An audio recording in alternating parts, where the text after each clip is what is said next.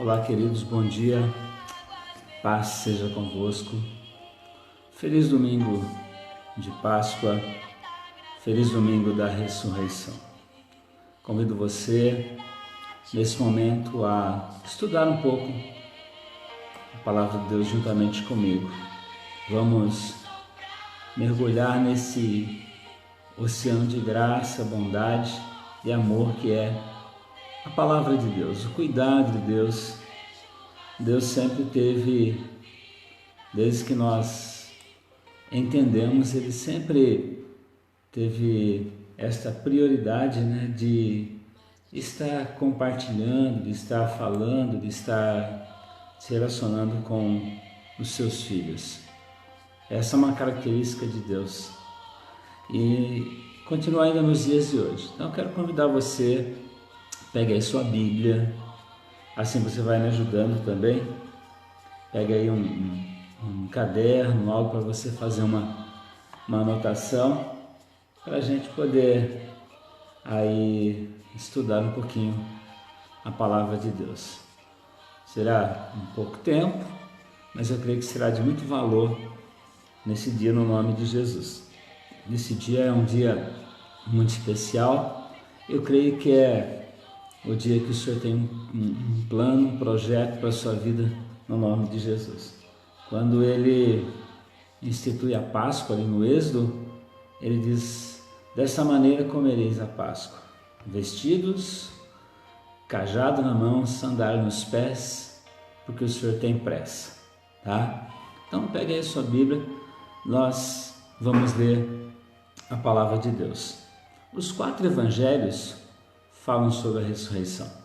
Mateus, Marcos, Lucas e João, todos eles falam da ressurreição. E cada um deles traz um detalhe riquíssimo ali de revelação e é maravilhoso. Mas hoje eu quero ler no Evangelho de João, o evangelista João, apóstolo. Ele dá alguns detalhes que os outros evangelhos não dão. Quero ler então aqui o capítulo 20 do Evangelho de João, onde fala a respeito da ressurreição. Diz assim a palavra de Deus, Evangelho de João, capítulo de número 20. Vamos orar. Pai, nós vamos ler Tua palavra nesta manhã, nós vamos compartilhar Tua palavra nesta manhã e nós vamos nos aprofundar mais e mais na Tua vontade, no Teu reino, e queremos que o Senhor venha revelar ao nosso coração tudo aquilo que o Senhor tem de tão precioso para nós. E certamente a palavra diz que quando nós examinamos as Escrituras, nós encontramos vida. E é isso que nós vamos encontrar nesta manhã, no nome do Senhor Jesus. Abençoa a leitura da palavra, abençoa esse relacionamento que nós vamos ter nesta manhã, em nome do Senhor Jesus. Que o Espírito Santo mova, traga cada pessoa nesse dia, no nome do Senhor Jesus. Evangelho de João, capítulo 20, tem um tema, e esse tema diz assim: a ressurreição de Jesus. Como eu disse, a ressurreição está narrada em Mateus 28, em Marcos capítulo 16 e em Lucas também no capítulo 24. Mas nós vamos ler aqui no Evangelho de João. Diz assim a palavra de Deus: no primeiro dia da semana, Maria Madalena foi ao sepulcro de madrugada, sendo ainda escuro, e viu que a pedra estava revolvida. Então correu e foi ter com Simão Pedro e com outro discípulo a quem Jesus amava. Disse-lhes: tiraram do sepulcro o Senhor, e não sabemos onde o puseram. Saiu, pois, Pedro e outro discípulo e foram ao sepulcro. Ambos corriam juntos, mas o outro discípulo correu mais depressa do que Pedro e chegou primeiro ao sepulcro. E abaixando-se viu os lençóis de linho, todavia não entrou. Então Simão Pedro, seguindo, chegou e entrou no sepulcro. Ele também viu os lençóis e o lenço que estivera sobre a cabeça de Jesus, e que não estava com os lençóis, mas deixado num lugar à parte. Então entrou também o outro discípulo que chegara primeiro ao sepulcro e viu e creu, pois ainda não tinha compreendido a Escritura que era necessário ressuscitar ele dentre os mortos, e voltaram os discípulos outra vez para casa. Queridos, nós encontramos muitas lições nesse texto aqui, lições que a pastora já pregou, lições que ouvimos em pregações, mas nós não vamos ater muito a ele, porque eu disse que nós estaríamos hoje sendo um pouquinho orientado pelo apóstolo Paulo, lá em 1 Coríntios capítulo 15, onde ele fala da ressurreição. Mas esse texto aqui é duas coisas importantes que eu queria ressaltar. Uma, como eu disse, a pastora já pregou sobre isso, é a respeito do lenço que estava sobre a cabeça de Jesus, dobrado ali. Isso era um costume quando o Senhor ele saía para se alimentar e ele não tinha acabado a refeição, ele deixava o guardanapo, o pano ali dobrado na mesa para que aquele que estava servindo o almoço ali não tirasse o prato, porque ele sabia que o seu Senhor iria voltar. Então Jesus fez questão de deixar esse sinal, deixou ali o pano dobrado, e aqui o evangelista João nos dá esse detalhe. Ele estava já mandando um recado dizendo que ele voltaria. E outro detalhe importante que eu encontro é que Pedro estava correndo com um discípulo amado aqui juntamente com ele, mas a Bíblia diz que esse discípulo ele correu mais depressa do que Pedro, ele chegou primeiro. Mas só que quando ele chega no sepulcro, a Bíblia diz que ele não entra, que ele espera Pedro chegar. E aqui também já houve uma pregação, e é uma segunda lição que nós aprendemos também, o princípio de autoridade. Pedro era autoridade sobre ele. E quando ele chegou, ele poderia ter entrado na frente, ter tirado as suas conclusões, mas apesar dele correr mais depressa do que Pedro, ele esperou Pedro chegar e Pedro entrar ali, e depois que Pedro entrou, ele então entra depois de Pedro. Então, são essas duas lições que eu queria compartilhar, já que estamos estudando a palavra de Deus nesta manhã, essas duas lições. A primeira, que Jesus certamente estava dizendo que ele voltaria. Nos outros evangelhos nós vamos encontrar que as mulheres receberam, ali viram um anjo, outras viram o próprio Senhor, e cada um expressando de uma maneira diferente, e todas elas ali anunciando que Jesus se encontraria com os discípulos. Ele pede para avisar que ele se encontraria com eles lá na Galileia, e para que eles fossem lá, onde nós vamos ver que mais tarde eles estão pescando, e Jesus aparece ali para eles, ali Pedro restaurado por Jesus. Então são essas duas lições maravilhosas que nós tiramos aqui desse texto, dessa passagem. A questão da ressurreição é algo que era muito discutido naquele tempo, muito discutido. Jesus ele era questionado muitas vezes a respeito disso, apesar das escrituras sempre definirem sobre isso. Nós vamos encontrar uma seita ou um segmento que não acreditava na ressurreição, e esses eram os saduceus. Os saduceus eles não acreditavam na ressurreição, e a gente vai ver isso, que certa feita eles questionam Jesus a respeito disso. Ali no Evangelho de Mateus, capítulo de número 22, você pode ver na sua Bíblia, Mateus capítulo 22, vamos ver um pouquinho acerca do questionamento.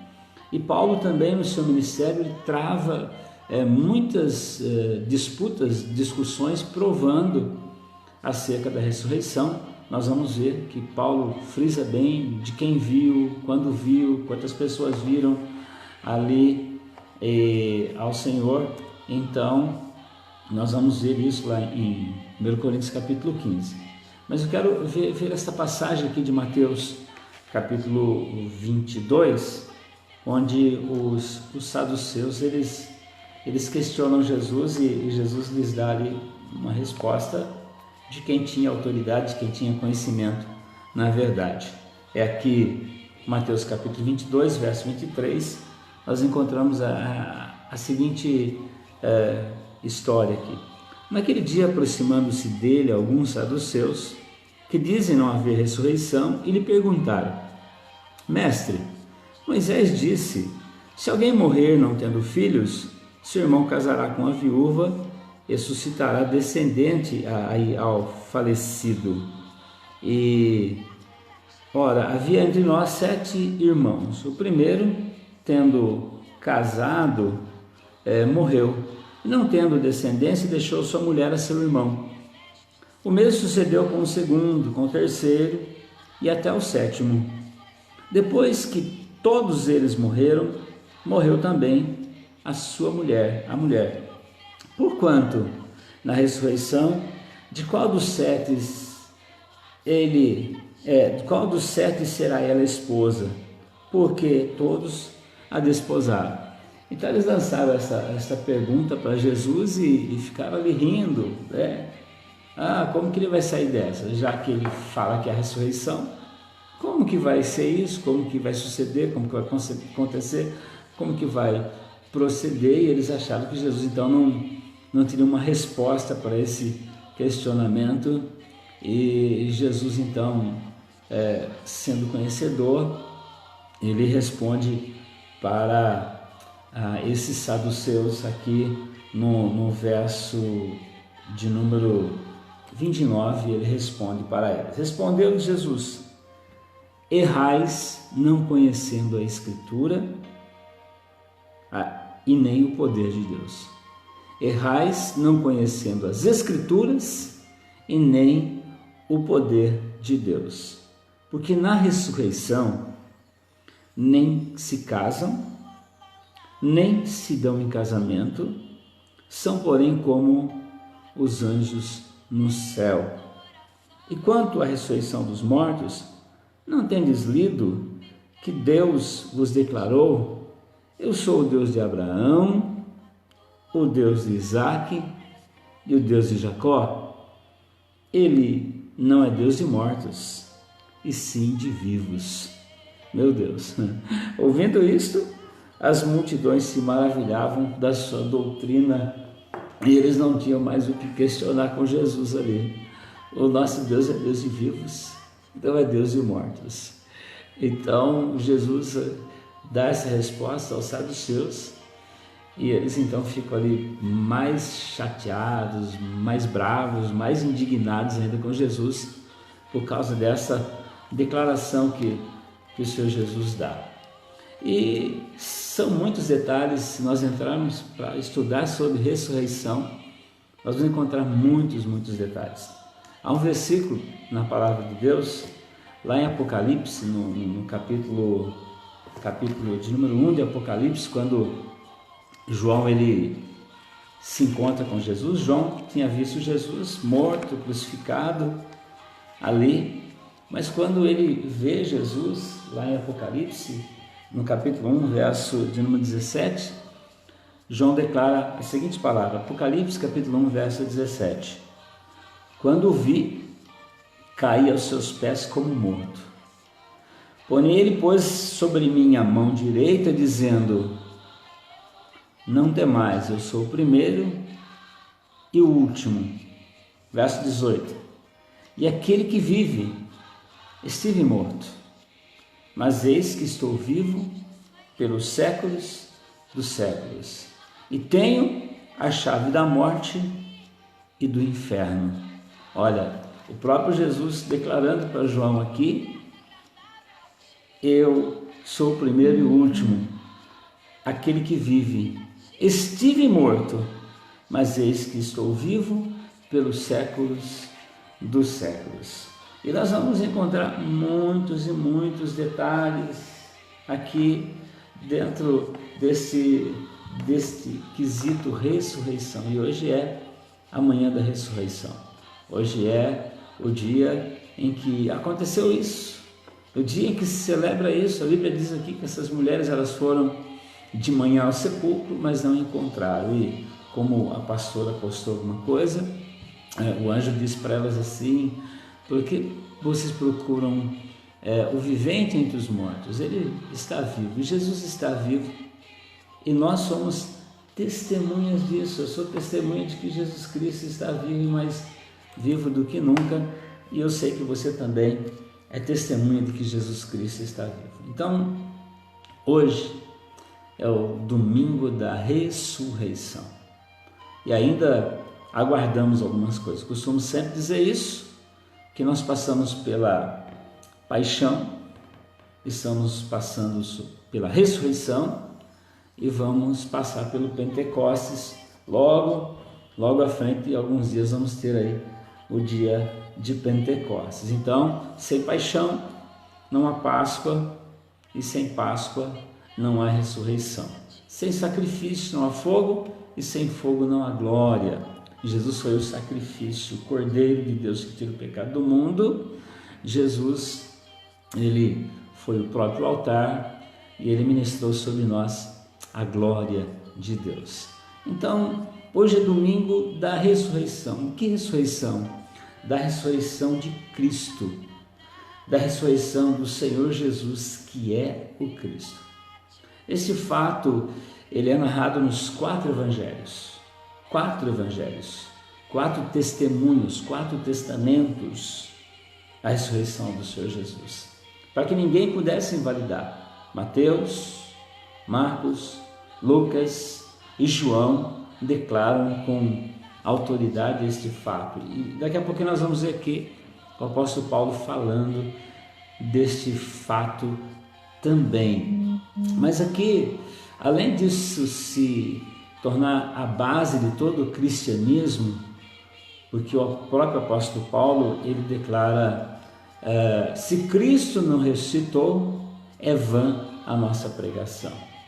Se Cristo não ressuscitou, nós estamos perdendo tempo. Nós não vale a pena, não temos no que acreditar. Vamos pensar que não temos alma, a gente nasce, cresce, que no verme morre, pronto, acabou. Se não houver esperança, se a morte não foi vencida, então Cristo não ressuscitou. Então o apóstolo Paulo deixa bem claro que vã a nossa pregação, é iludido o nosso trabalho. Então, por isso, a ressurreição é a base de todo o cristianismo. Então, para estudarmos nesta manhã sobre esse assunto, eu quero ler com você esse relato que nós lemos aqui. Na verdade, nós lemos de João capítulo 20, falando aqui da ressurreição do Senhor Jesus, tá? E aí, João capítulo 20, verso 1 ao verso 10, e depois nós vamos então lá para 1 Coríntios, primeira carta que o apóstolo Paulo escreve à igreja de Coríntios, lá no capítulo 15. Quero que você abra a sua Bíblia lá em 1 Coríntios capítulo 15. Mas antes nós vamos ver também alguns versículos da palavra de Deus e ver o detalhe, porque Paulo ele trata desse assunto da ressurreição no capítulo 15. Nós sabemos que após a ressurreição do Senhor Jesus, após ele estar ali com os discípulos 40 dias depois de ressuscitado, então ele parte. E seus discípulos começam a pregar com prioridade a ressurreição de Jesus. Ali, na primeira pregação de Pedro, em Atos dos Apóstolos, no capítulo 2, verso número 14, nós vamos ver que Pedro aborda duas coisas muito importantes, Atos capítulo 2, a partir do verso 14 até o verso 24, nós vamos ver que Pedro aborda 2 detalhes muito importantes. O primeiro detalhe é que ele fala para aquelas pessoas que estavam ali: olha, o Espírito Santo havia acabado de chegar, e Pedro então ele fala assim: olha, quero dizer para vocês que esses homens que estão aqui não estão bêbados, mas eles estão cheios do Espírito Santo, e isso que está acontecendo é o que disse o profeta Joel, que nos últimos dias derramarei do meu Espírito sobre toda a carne, lá em Joel capítulo 2, verso de número 18. Mas outro detalhe muito importante que o apóstolo Pedro nos deixa aqui em Atos capítulo 2, ela, como eu disse para vocês, Atos capítulo 2, verso 14, então se levantou Pedro com os 11, o tema que é o discurso de Pedro, primeiro discurso de Pedro. E no verso 15, então, ele fala isso, olha: esses homens não estão embriagados como vintes pensando, sendo esta a terceira hora do dia, mas o que ocorre é o que foi dito pelo intermédio do profeta Joel: e acontecerá que nos últimos dias derramarei do meu espírito sobre toda a carne. Isso é um fato que Pedro aborda aqui. Mas logo a seguir a gente vai ver aqui o apóstolo Pedro dizendo por que aconteceu esse fato. Aqui no verso de número 22, a seguir, Pedro diz assim: varões israelitas, atendei a essas palavras. Jesus, o Nazareno, homem aprovado por Deus diante de vós, com milagres, prodígios e sinais, os quais o próprio Deus realizou por intermédio dele entre vós, como vós mesmos sabeis. Sendo este entregue pelo determinado desígnio e presciência de Deus, vós o mataste, crucificando por mão de iníquos, verso 24, ao qual, porém, Deus ressuscitou, rompendo os grilhões da morte, porquanto não era possível fosse ele retido por ela. Então Pedro, ele destaca aqui dois detalhes importantes: a chegada do Espírito Santo, e ela só veio porque Jesus ressuscitou. E isso aí vai embasar praticamente quase todo o ministério do apóstolo Pedro. Onde ele pregava, ele dizia: ali, isso está acontecendo porque o Espírito Santo de Deus foi derramado, mas foi derramado porque Jesus ressuscitou. Então a gente vê aqui no verso 15, ele fala que o Espírito Santo chegou, e no verso 23 e 24, ele afirma: vocês mataram esse Jesus, mas Deus o ressuscitou. E ele repete no verso 32 de Atos 2, olha, verso 32 de Atos 2, o apóstolo Pedro repete ali, ele diz, verso 32, a esse Jesus, Deus ressuscitou, do que todos nós somos testemunhas. A esse Jesus, Deus ressuscitou, do qual todos nós somos testemunhas. Exaltado, pois, à destra de Deus, tendo recebido do Pai a promessa do Espírito Santo, derramou isto que vedes. Então, a gente vê aqui Pedro tratando exatamente disso. Deus ressuscitou Jesus. E ele continua no seu ministério. Você vai ver que ali no capítulo seguinte, nós vamos ver no capítulo 3, que um paralítico ele é curado. A hora nona, Pedro vai ali, Atos capítulo 3, você vai ver que um paralítico é curado, e o apóstolo Pedro, então, ele, na sua segunda pregação, esse paralítico de 40 anos é curado, e ali no capítulo 3, no verso 14, verso 16, o apóstolo Pedro, ele está com esse paralítico do seu lado, e ele então diz para as pessoas no verso 14: vós, porém, negastes o santo e o justo, e pedistes que vos concedessem um homicida. Verso 15 de Atos capítulo 3: de sorte mataste o autor da vida, a quem Deus ressuscitou dentre os mortos, do que nós somos testemunhas.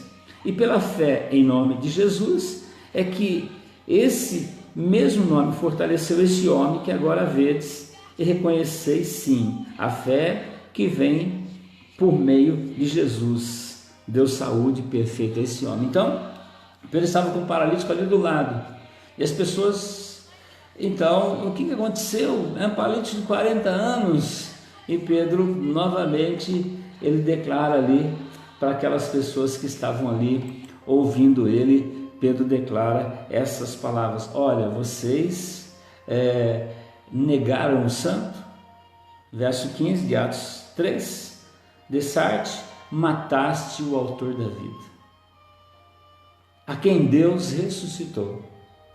E é no nome desse que esse que está aqui do nosso lado em pé foi curado, foi fortalecido, foi restaurado. É no nome desse Jesus que está vivo que esse paralítico está em pé aqui no nosso lado. Mais para frente um pouco, aqui no capítulo 4 de Atos, no verso de número 8 ao verso 12, Pedro repete novamente, porque agora ele é levado diante do Sinédrio, é interrogado pelo Sinédrio, interrogado pelas autoridades ali, como que ele estava anunciando esse Jesus, como ele estava pregando, e é maravilhoso, né? Esse milagre acompanhava ali esse paralítico, e as pessoas estavam perguntando como poderia ter acontecido aquilo. E Pedro, ali em Atos, capítulo de número 4, do verso 8 ao verso 12, Pedro declara uma palavra que eu decoro ela e falo muito sobre ela. Eu quero ler com você Atos 4, de 8 a 12. Nós estamos falando da ressurreição, tá? Olha só. Então Pedro, cheio do Espírito Santo, lhes disse: autoridades do povo e anciãos, visto que hoje somos interrogados a propósito de um benefício feito a um homem enfermo e do modo por que foi curado, tomai conhecimento disso, vós todos e todo Israel, de que em nome de Jesus Cristo, o Nazareno, a quem vós crucificastes e a quem Deus ressuscitou dos mortos. Pedro faz questão de dizer para aquelas pessoas: Jesus a quem vós crucificastes, mas Deus ressuscitou dentre os mortos. Sim, e em seu nome é que esse está curado perante vós.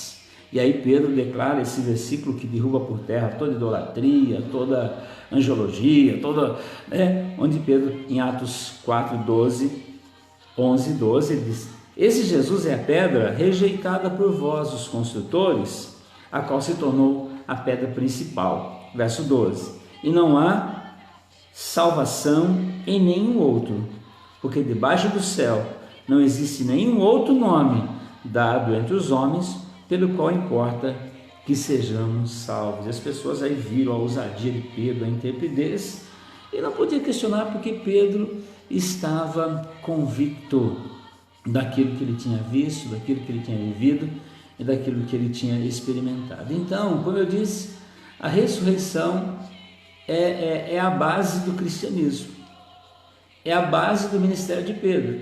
O primeiro milagre, a primeira pregação, o primeiro testemunho, as primeiras afrontas, os primeiros questionamentos sempre foram eles respondendo em cima disso que o apóstolo Pedro está dizendo aqui. Vocês mataram, vocês crucificaram, mas ele está vivo. Jesus ressuscitou e verdadeiramente Jesus Cristo está vivo, e é só através dele que nós somos salvos. Mas como eu disse, nós vamos estudar um pouquinho sobre a ressurreição, segundo nos fala aí o apóstolo Paulo. Eu disse que iríamos estudar segundo as convicções do apóstolo Paulo. Então, na primeira carta aos Coríntios, no capítulo 15, tem um tema ali. Abre sua Bíblia aí, primeira aos Coríntios, primeira carta que o apóstolo Paulo escreve à igreja de Corinto, no capítulo de número 15, o apóstolo Paulo ele escreve aí esta carta falando a respeito da ressurreição, né? E por que o apóstolo Paulo ele escolhe evangelizar a cidade de Corinto? Primeiro nós vamos encontrar a fundação da igreja de Corinto no final da segunda viagem missionária do apóstolo Paulo. No final da segunda viagem missionária do apóstolo Paulo, ali em Atos capítulo 18, nós vamos ver que é ali que o apóstolo Paulo chega nessa cidade de Corinto, onde ele encontra ali Áquila e Priscila, e onde eles começam a trabalhar fazendo tenda ali. Olha só Atos capítulo 18. Depois disso, deixando Paulo Atenas, partiu para Corinto. Lá encontrou certo judeu chamado Áquila, natural do Ponto, recentemente chegado da Itália, com Priscila, sua mulher. Em vista de ter Cláudio decretado que todos os judeus se retirassem de Roma, Paulo, aproximando-se dele, e posto que era do mesmo ofício, passou a morar com eles, e ali trabalhava, pois a profissão deles era fazer tendas. E todos os sábados discorria na sinagoga, persuadindo tanto judeus como gregos. E a gente sabe que Paulo fica 18 meses aqui nessa cidade, e ele batiza algumas pessoas ali, e a igreja de Corinto, então, ela é fundada pelo apóstolo Paulo aqui em Corinto. Ele traz Jesus, o nome de Jesus, e ele tinha ali alguns propósitos. Olha, eu indico você que gosta de história, ir na Wikipédia e estudar e pesquisar sobre a cidade de Corinto. É uma cidade milenar, uma cidade de milhares de anos, uma cidade ali estratégica, e é maravilhoso. Eu estava vendo as coisas que aconteciam, uma cidade portuária, uma cidade onde uma guerra foi certa feita e mataram todos os homens da cidade, deixaram as mulheres. Era uma cidade idólatra, era uma cidade onde as sacerdotisas desciam do lado do templo e vendiam seus próprios corpos. É interessante ver ali, se você pegar na Wikipédia e ver. Eu vou dar só alguns detalhes aqui pequenos da cidade de Corinto para você, mas são detalhes pequenos, tá? Porque Paulo resolveu plantar uma igreja em Corinto. Paulo era um missionário estrategista, ele escolhia as cidades para as quais se dirigia com muito critério e cuidado. Corinto era uma das maiores e mais importantes cidades do mundo, como também Roma, Éfeso e Alexandria. Por que Paulo escolheu Corinto? Porque ele permaneceu 18 meses nessa cidade. Então, nós vamos ver aqui. Primeiro, era uma região estratégica. Era um lugar que, se o evangelho fosse plantado ali, ele alcançaria rapidamente muitos países, muitas nações, porque era uma cidade banhada por duas costas marítimas, e dali rapidamente o evangelho, hoje nós temos visto aí, infelizmente, nesse vírus aí alcançando o mundo, mas era uma maneira estratégica ali de o evangelho ser plantado ali, também alcançando o mundo a partir daquele lugar. Então,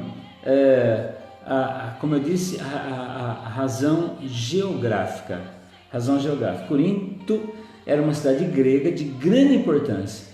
Ela ficava bem próxima de Atenas. Atenas era a grande capital da Grécia, também era a grande capital intelectual do mundo naquela época.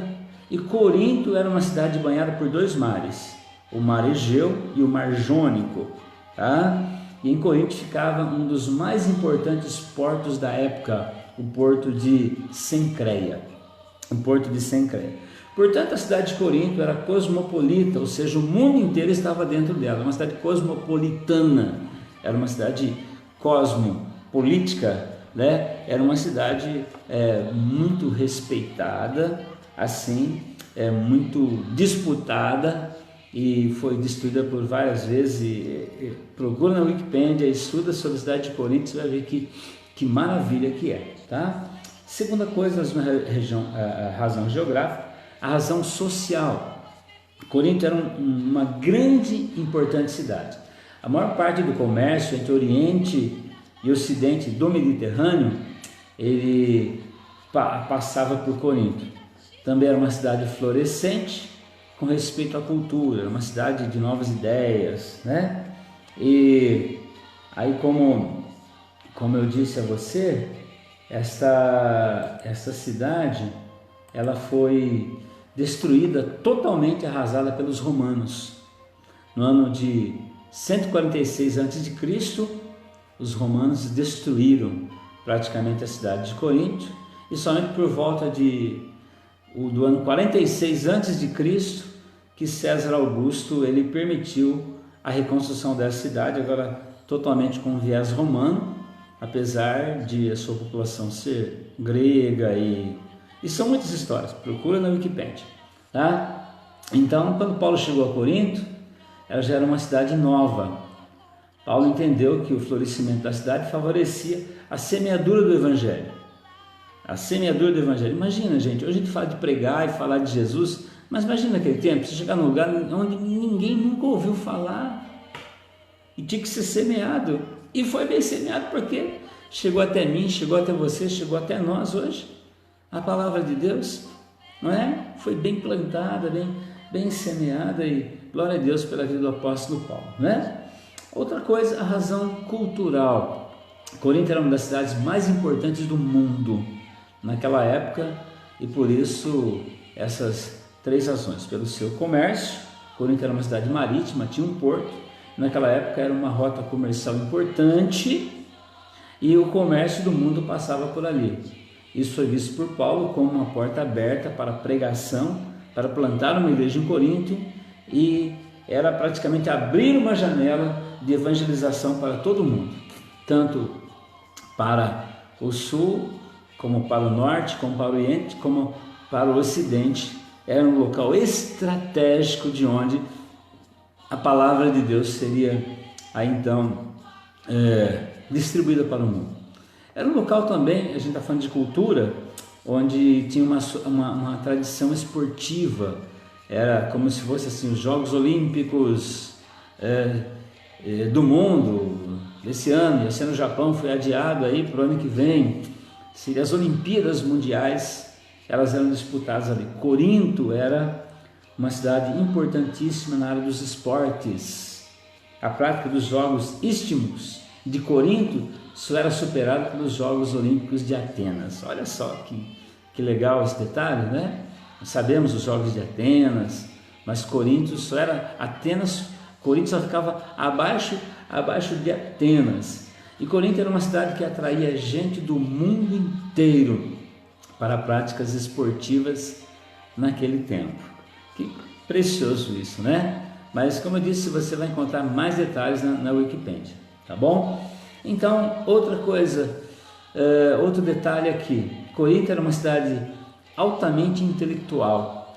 O hobby principal da cidade de Corinto era ir para as praças e ouvir grandes filósofos. Daí nós vamos encontrar os filósofos da época, e você vai ver que então ela era uma cidade que transpirava cultura e conhecimento. Paulo entendia que o Evangelho poderia chegar ali e mudar a cosmovisão daquela cidade. O Evangelho podia chegar naquela cidade e mudar aquela cidade com o seu poder transformador, e a gente vai ver que algumas disputas aconteceram, né, para que isso tudo estivesse acontecendo. Agora, a razão moral, isso, preste atenção, isto é muito importante para o conhecimento nos dias de hoje, usos e costumes e muitas coisas que é muito importante nós conhecermos os detalhes dos dias de hoje da palavra de Deus, porque a ignorância ela é um dos piores venenos para a humanidade, para o cristianismo. Por isso, Senhor Jesus diz: conhecereis a verdade e a verdade vos libertará. E aqui, a cidade de Corinto, Paulo chega lá e pelas razões moral daquela cidade. Embora Corinto fosse uma cidade totalmente ou acentuada intelectual, era ao mesmo tempo profundamente depravada moralmente. Talvez Corinto tenha ganhado a fama de ser uma das cidades mais depravadas da história antiga. O termo, para você ter ideia, corintianizar, viver como um Corinto, era mais ou menos dizer assim, como significado grego. Significa viver bêbado e na corrupção moral. Você viver praticamente esse termo, né? Você é um Corinto, era mais ou menos dizer assim: você é um bêbado e não tem moral nenhuma. Para vocês verem como era a condição moral dessa cidade. E a cidade de Corinto era corrompida por algumas razões. Primeira, pela prostituição. Naquela cidade, na cidade de Corinto, a deusa Afrodite era adorada e tinha o seu templo e a sede ali na Acrópole. E hoje, ainda, se você visitar, você vai ver que era uma montanha com mais de 560 metros de altura, na parte mais alta da cidade. Afrodite era considerada a deusa do amor, a deusa do amor. E 1000 sacerdotisas trabalhavam como prostitutas culturais no templo de Afrodite. Milhares de pessoas de Corinto adoravam seus deuses visitando essas sacerdotisas. Veja, por isso, então, ali havia a diferença do cabelo das sacerdotisas, do cabelo das mulheres que não eram dessa linhagem. E nós sabemos que ainda hoje é assim, né? Há lugares onde há muitas festas e muitas pessoas. Eu me lembro quando eu era criança, de uma mulher que ela falava que o marido dela, todos os anos, ele gostava de ir para Barretos, mas ele ia lá para Barretos não ia por causa da festa do peão, ele ia lá para ficar em casas de prostituição, né? Então, mas aqui a gente vê que a prostituição naquela cidade era algo assim muito forte, então por isso era uma cidade imoral. Outra coisa, Corinto, o homossexualismo era muito forte. Muito forte. Se você assistir filmes gregos antigos, você vai ver. E então naquela cidade, Corinto era uma cidade onde ficavam os principais monumentos a Apolo, e a adoração a Apolo induzia a juventude de Corinto, bem como a juventude grega em geral, e se entregar ao homossexualismo. Então, talvez Corinto fosse o centro homossexual do mundo na época. E muitos membros da igreja de Corinto, antes da sua conversão, tinham vivido nessa prática. Você vai ver em 1 Coríntios capítulo 6, verso 9, o apóstolo Paulo tratando desse assunto. Então, isso também trazia outra coisa, que era a carnalidade. A carnalidade era algo assim, algo que dominava muito, muito, muito ali essa região de Corinto. E Paulo então decide, né? A gente vê aqui que ele decide lá plantar a igreja, trazer luz no meio desse lugar, e a igreja de Corinto é uma das igrejas mais importantes do cânon bíblico. E Corinto era uma cidade com muitos deuses, com muitos ídolos, e até hoje, quando se visita Corinto, pode-se visitar enormes estátuas e monumentos que foram dedicados aos deuses. Por ver a cidade perdida, dessa maneira, Paulo entendeu que estava precisando do Deus verdadeiro. Então ele decide, é dirigido por Deus, a fundar a igreja de Corinto. E o apóstolo Paulo então chega lá, ali em Atos capítulo 18, como eu disse para vocês. Mas então vamos para aquilo que eu disse que iríamos estudar um pouquinho hoje, que é aqui 1 Coríntios capítulo de número 15. O tema de 1 Coríntios capítulo 15, o tema dele, de 1 Coríntios capítulo 15, é a ressurreição de Cristo, penhor da nossa ressurreição. A ressurreição de Cristo, penhor da nossa ressurreição, ou seja, garantia da nossa ressurreição, garantia da nossa vida eterna, garantia de que a morte não tem mais domínio sobre nós, e a morte é a separação de Deus. Então, a ressurreição de Cristo nos faz voltar para Deus, viver para Deus, temos, a nossa vida garantida em Cristo Jesus, que morreu, ressuscitou, e como eu disse, a ressurreição se tornou a base do cristianismo, a base do cristianismo. E aqui o apóstolo Paulo começa no capítulo 15, no verso 1, dizendo assim: olha, irmãos, venho lembrar-vos o evangelho que vos anunciei, o qual recebestes e no qual ainda perseverais. Então, ele começa a dizer aqui, olha, permaneçam no evangelho que eu vos anunciei, sejam perseverantes, Ele avisa que muitas doutrinas iam entrar no meio deles, mas era para que eles permanecessem no evangelho que o apóstolo Paulo havia pregado para eles. Como eu disse, os saduceus ainda estavam vivos em eminência, aqui a idolatria estava em eminência, a carnalidade estava em eminência, muitas coisas estavam em evidência ali. Então o apóstolo Paulo chega e fala para essas pessoas aqui no capítulo 15, eu quero lembrar vocês do evangelho que eu vos anunciei e que vocês receberam, no qual perseverem, continuem firmes nessa palavra, no evangelho. Aí no verso 2 o apóstolo Paulo diz assim, por ele também sois salvos. O evangelho, ele é a salvação, a palavra de esperança, a palavra de salvação. E aqui em Romanos 1,15, o apóstolo 1,16, ele diz, eu não me envergonho do evangelho, porque ele é o poder de Deus para a salvação daquele que crê. Então Paulo está dizendo aqui para eles, e nós vamos chegar onde eu quero chegar. Se retiverdes a palavra, tal como a preguei, a menos que tenhais crido em vão. A menos que vocês creram em vão, eu tenho certeza que o evangelho que eu passei para vocês garante a salvação de vocês, né? E assim, o apóstolo Paulo, se vocês não crerem em vão, vocês serão salvos. E aí ele começa a dizer no verso 3, ele diz aqui, antes de tudo, eu vos entreguei o que eu recebi. Eu tenho convicção, tenho certeza que eu tenho falado para você.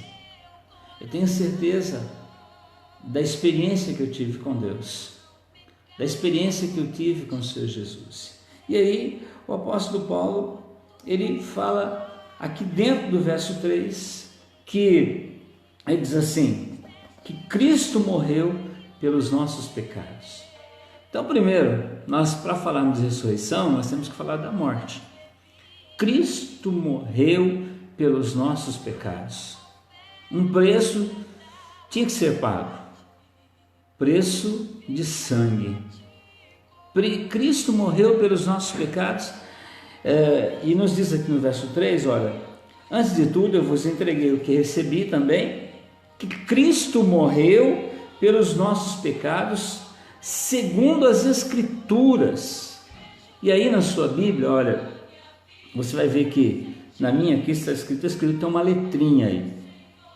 Quando tem uma letrinha na sua Bíblia, lá embaixo, no rodapé da sua Bíblia, você vai encontrar essa letrinha. Então, o que quer dizer essa letrinha que tem aí na sua Bíblia? Talvez você não saiba por que tem essa letrinha. Então, quando Paulo diz assim, Cristo morreu segundo as Escrituras, na minha aqui tem a letrinha A. Aí você vai ver lá embaixo, você vai ver lá embaixo, no rodapé da sua Bíblia, você vai ver que vai ter um versículo da Bíblia. E aí esse versículo, por exemplo, capítulo 15, verso 3, que nós estamos lendo, tem a letrinha A. E a letrinha A na minha Bíblia, e vai me levar lá para Isaías, capítulo 53, do verso 5 ao verso 12, onde fala, verdadeiramente Ele tomou sobre si as nossas dores, Ele levou sobre si os nossos pecados. Então, quando Paulo está dizendo aqui, verdadeiramente Cristo morreu pelos nossos pecados, segundo a Escritura, ele vai te levar lá para onde está escrito que o que ele fez, estava escrito que ele tinha que fazer. E aí, verso 4, e que foi sepultado. Então ele morreu, ele foi sepultado e ressuscitou ao terceiro dia. Novamente na minha Bíblia está escrito assim, segundo as Escrituras, e tem outra letrinha aqui, a letrinha B, e se você for lá no rodapé da sua Bíblia, você vai ver B, 15:4, vai falar na minha Bíblia, Salmo 16, 8. Vamos dar uma olhadinha, Salmo 16, 8 a 10, que está escrito, só para você aprender isso. Então, quando tem uma letrinha, você vai lá embaixo, vai ver aquele versículo, tem uma letrinha, você vai ver que é cumprimento de algo que está lá. Então, aqui na minha, né, aqui no versículo 4, foi sepultado, ressuscitou ao terceiro dia, segundo as Escrituras. E tem uma letrinha, B. E aqui embaixo me leva lá para Salmo 16, verso 8. Salmo 16, vamos dar uma olhadinha. Salmo 16, verso 8 ao verso 12. Vamos ver o que está escrito? Salmo 16, aqui, verso 8. O Senhor...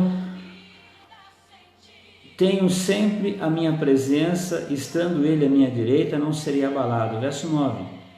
Alegra-se, pois, o meu coração e o meu espírito exulta, até o meu corpo repousará seguro, pois não deixará minha alma na morte, nem permitirá que o teu santo veja a corrupção. Então está falando aqui que o Senhor não permitiria que o corpo dele permanecesse na morte, e nem que o seu santo visse essa corrupção. Então nós vemos aqui que o próprio Deus vai lá e ressuscita o Senhor Jesus, segundo a Escritura aqui, Coríntios capítulo de número 15, verso número 4.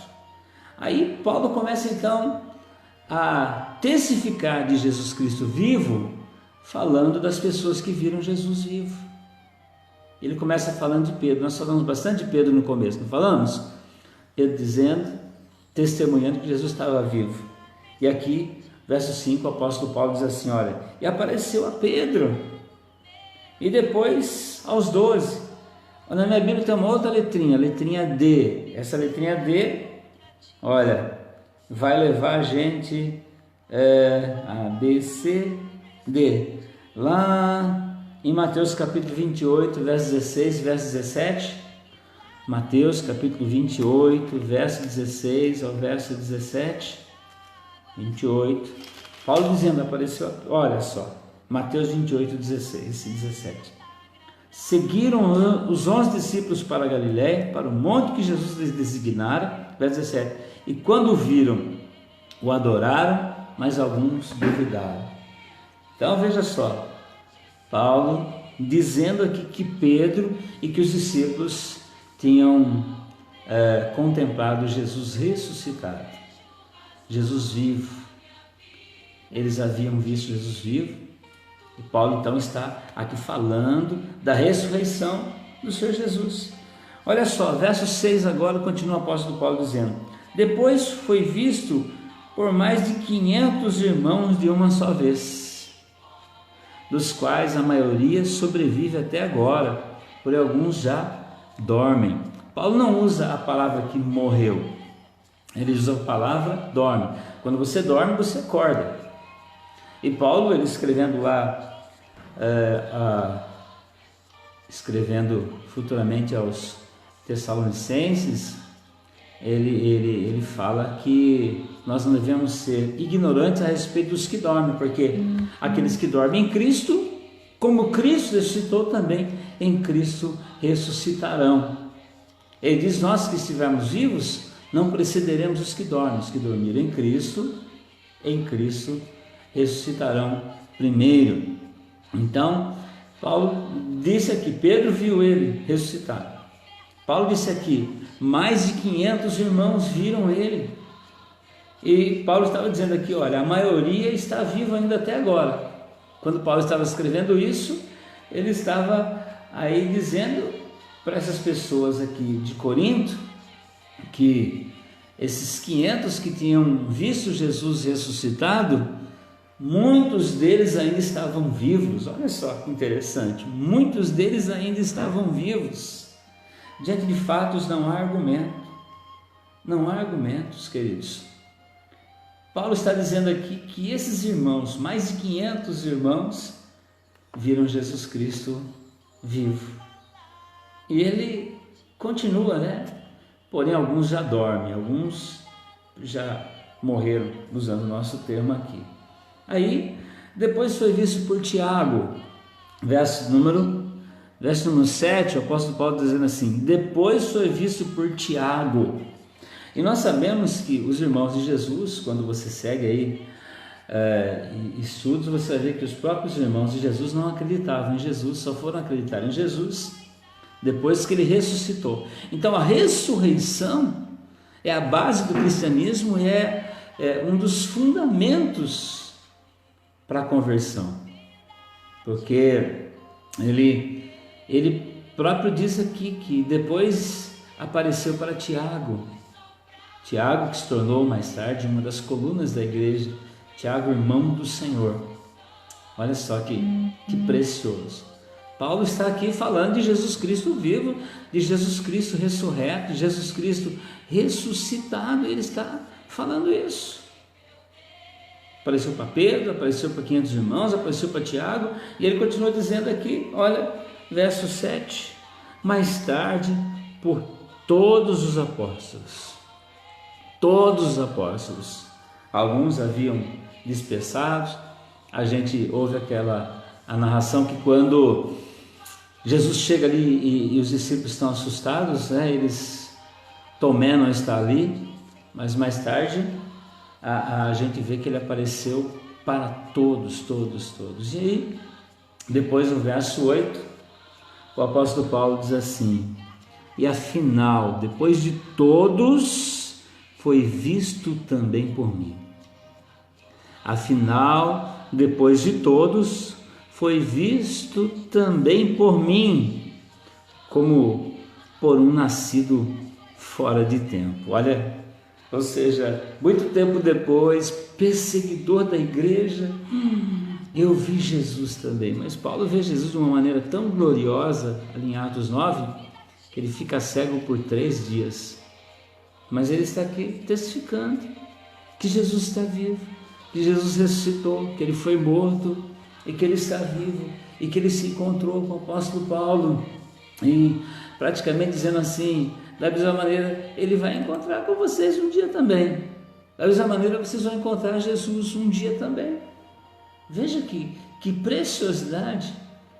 O apóstolo Paulo dizendo aqui, depois, mais tarde, e afinal, depois de todos, foi vistos também por mim. 1 Coríntios capítulo 15, verso 8, como por um nascido fora de tempo. Parece que ele brinca aqui, como um temporão, um apóstolo fora de tempo, um apóstolo que não teve o privilégio de ser chamado à beira de uma praia, mas um apóstolo que teve o privilégio de ser chamado quando estava perseguindo Jesus. Eu sempre coloco esta colocação, que para ser um apóstolo teria que ter visto Jesus vivo, Jesus Cristo morrer e Jesus Cristo ressuscitado. E o apóstolo Paulo, ele não viu Jesus ressuscitado, viu Jesus glorificado e se torna um apóstolo do Senhor. O apóstolo João, eu sempre falo isso, nós vamos ler hoje, lá na primeira carta de João, quando ele começa a escrever as suas cartas, o apóstolo João, na sua primeira carta, ele escreve assim, declarando qual era o ofício de um apóstolo, O que era desde o princípio, o que temos ouvido, o que temos visto com os nossos próprios olhos, o que temos contemplado com as nossas próprias mãos, apalparam com respeito ao verbo da vida. A vida esteve entre nós e dela damos testemunho. Então, para ser um apóstolo, teria que ter visto Jesus vivo, Jesus morto, ressuscitado, e João fala aqui que os olhos viram, nós ouvimos, nossas mãos apalparam, o verbo da vida esteve entre nós. E agora o apóstolo Paulo, então, ele falando aqui que Jesus também havia aparecido para ele.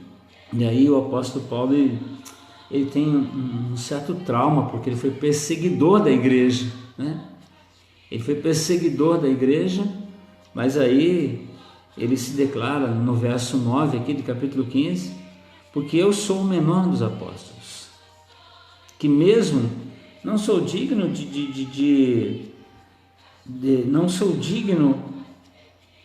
de ser chamado apóstolo, pois persegui a igreja de Deus. Eu não sou digno de ser chamado apóstolo, pois persegui a igreja de Deus. Mas, olha o verso 10, onde nós os entramos, onde nós os incluímos aí. Mas pela graça de Deus, sou o que sou. E a sua graça que me foi concedida não se tornou à toa, não se tornou vã. Antes trabalhei muito mais do que todos eles, todavia não eu, mas a graça de Deus comigo. A graça de Deus comigo. Então, que coisa linda a gente vê aqui o apóstolo Paulo falando da ressurreição, e ele continua falando aqui muitas coisas, e eu vou, como nosso tempo está concluindo, né? Eu vou concluir, eu vou só ver aqui alguns versículos. O versículo 13, o apóstolo Paulo diz assim: e se não há ressurreição de mortes, então Cristo não ressuscitou. E se Cristo não ressuscitou, é vã nossa pregação, é vã nossa fé, e somos tidos por falsas testemunhas de Deus. Verso 16, porque se os mortos não ressuscitam, também Cristo não ressuscitou. E se Cristo não ressuscitou, mais uma vez, é vã a vossa fé, e ainda permaneceis no vosso pecado. Então, se ele não morreu, não ressuscitou, não pagou o preço por nós, a dívida continua lá. Então, não vale a pena servir a Deus. E aí ele próprio diz, eu vou encerrar aqui, apesar de dar vontade de continuar, mas o verso 19 e o verso 20, ele diz assim: se a nossa esperança em Cristo se limita apenas a esta vida, somos mais infelizes de todos os homens. Em uma outra tradução diz: somos os mais miseráveis de todos os homens. Mas nós não somos miseráveis. Eu sou muito rico, nós somos ricos porque nós cremos na ressurreição do Senhor Jesus. E aí o verso 20, o apóstolo Paulo diz assim: mas de fato, olha, de fato, eu estava procurando esse de fato aqui porque eu sabia que eu tinha lido, mas eu encerro com ele. Mas de fato, Cristo ressuscitou dentre os mortos, sendo ele as primícias dos que dormem. Glória a Deus. Sendo ele as primícias dos que dormem.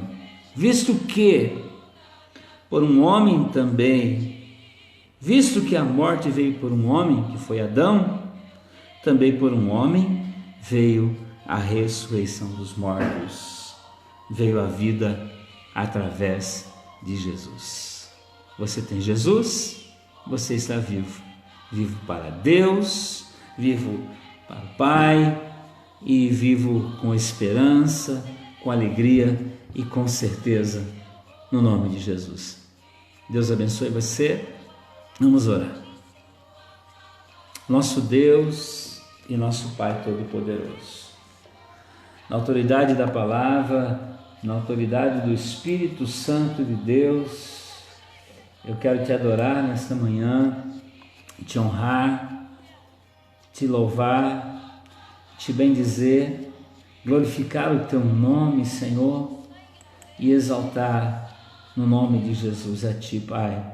Que nessa manhã, todos nós, essa manhã da ressurreição, essa manhã de alegria, de paz, de vitória, essa manhã onde o Espírito Santo de Deus se manifesta em nosso favor, em nossa casa, em nosso lar, e nós estamos aqui compartilhando a palavra e vamos te adorar no nome de Jesus. Logo mais teremos a ceia do Senhor, logo mais teremos a nossa Páscoa, logo mais teremos a celebração da vitória, em nome do Senhor Jesus. Obrigado, Pai, pelo poder da ressurreição. Obrigado por tua palavra, obrigado por teu amor, obrigado por tudo que tem feito e por tudo que vais fazer, no nome do Senhor Jesus.